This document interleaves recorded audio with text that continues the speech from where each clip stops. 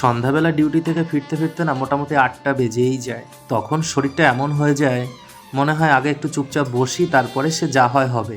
তাই ঘরে ঢুকেই হাত মুখ ধুয়ে 5 মিনিট রেস্ট নেওয়ার দরকার।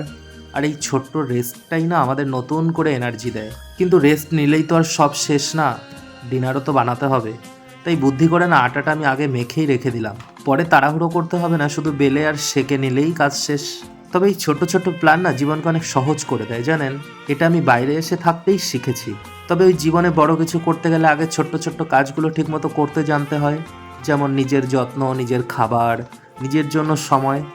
এগুলো হালকা জিনিস না, এগুলোই কিন্তু আসল বেশ। আজকের মতো আবার কিচেন অন করলাম, তাওয়া গরম, ক্লান্তি আছে, কিন্তু থামাথামি নেই। কারণ নিজের জন্য, নিজের মানুষের জন্য চালিয়ে তো যেতেই হবে। তবে যাই হোক, আমি কিন্তু একটা ছোট্ট টিফিনের মতো করে মুড়ি মেখে নিলাম। একটু হলুদ, একটু লবণ, একটু রসুন, সামান্য শুকনো লঙ্কা আর সর্ষে ফোড়ন।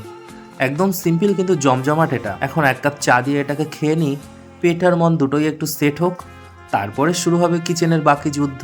ডিনারটাকে আমার রেডি করতে হবে এবং তারপরে সেটাকে তো খেতে হবে। তো চলো আগে এই টিফিনটা করে নিই, তারপরে ডিনারের